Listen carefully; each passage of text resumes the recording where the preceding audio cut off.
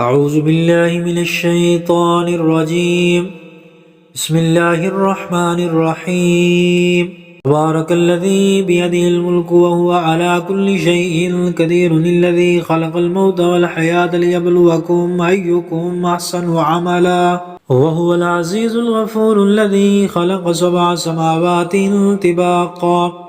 ما ترى في خلق الرحمن من تفاوت فارجع البصر هل ترى من فطور ثم ارجع البصر كرتين ينقلب إليك البصر خاسئا وهو حسير ولقد زينا السماء الدنيا بمصابيح وجعلناها رجوما للشياطين وأعتدنا لهم عذاب السعير وللذين كفروا بربهم عذاب جهنم وبئس المصير إذا ألقوا فيها سمعوا لها شهيقا وهي تفور تكاد تميز من الغيظ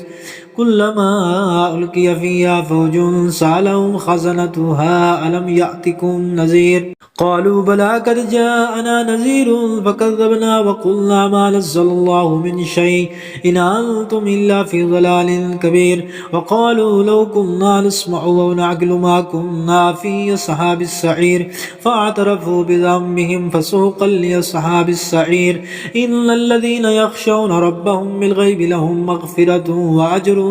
كبير وأسروا قولكم واجهروا به إنه عليم بذات الصدور ألا يعلم من خلق وهو اللطيف الخبير هو الذي جعل لكم الأرض ذلولا فامشوا في مناكبها وكلوا من رزقه وإليه النشور أأمنتم من في السماء أن يخسف بكم الأرض فإذا هي تمور أم أمنتم من في السماء أن يرسل عليكم حاسبا فستعلمون كيف نذير ولقد كذب الذين من قبلهم فكيف كان نكير أولم يروا إلى الطير فوقهم صافات